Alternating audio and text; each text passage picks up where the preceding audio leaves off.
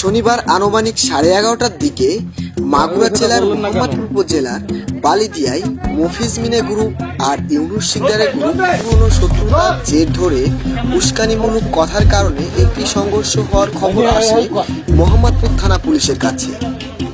তখন মোহাম্মদপুর থানার পুলিশ ও আর্মির একটি টিম ঘটনাস্থলে রওনা করে।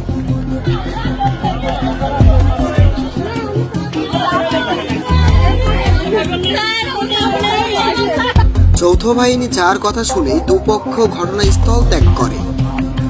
পরবর্তীতে যৌথ বাহিনী ঘটনাস্থলে গিয়ে প্রত্যক্ষদর্শীদের কাছে ঘটনার বিবরণ শোনে এবং আশেপাশে সংঘর্ষকারীদের বাড়িতে তল্লাশি চালায়।